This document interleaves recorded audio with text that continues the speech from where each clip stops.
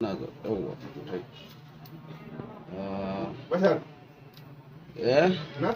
ga wata shege waya nan, ka san ita wannan waya wato abinda suke ce mata mi ko maya iya tana iya bane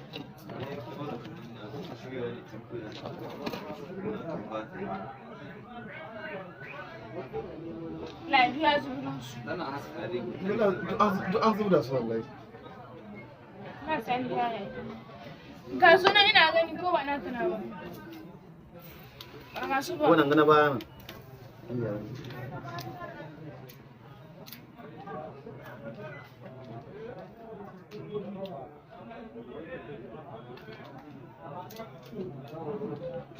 ita wannan wayar tashi ne ba ta wannan IC ne, wannan IC shi yake da matsala. dala 40 nan ko To yanzu idan muna buƙatar ta tashi ba ka ta dala bai ko ba wani gyara na kan nan ba kuna son dala 40 ka amsa an ba su wani inda dawo hangi dawo ko ba kana sa kuso shi ba wannan dali ba nan gana su kiro ba ran kusa ban na ba abin fuka da Allah. kuma ni ba ma ka yarda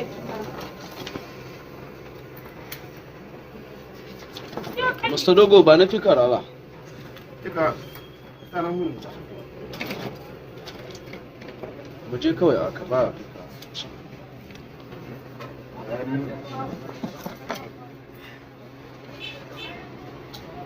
gaskiya ko ba ka shagon kana gina samu da rawo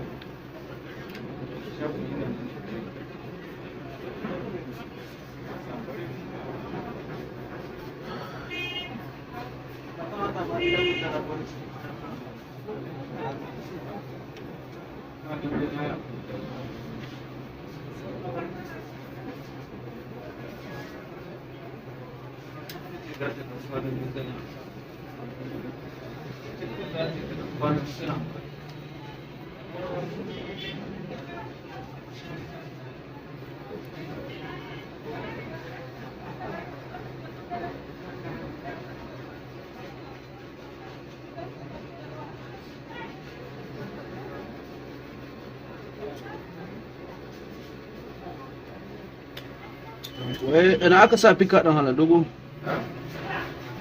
Ina aka sa fika ɗin hala?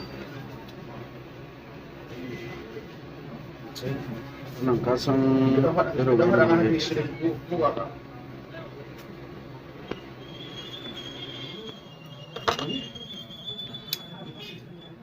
yana tambayar ka Ha?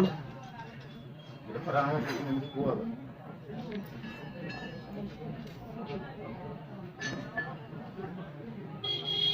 Kaga wannan abun da shine hana mata tashi, wannan IC shi yake da matsala saboda kaga wannan shine control din abun ta. To yanzu sai bidiyon mu na gaba za ku samu yanda insha Allah za mu haɗa ta, za mu tada ta ku gani. Da yake wannan shine farkon bidiyo din channel ɗinmu injiniya Bashir insha Allah. Haka sai ku je ku mana subscribing, muna roƙo. Sai an jima ku same mu bidiyo na gaba insha Allah, za ku ga yanda za mu tada wannan weight da kuma wato yanda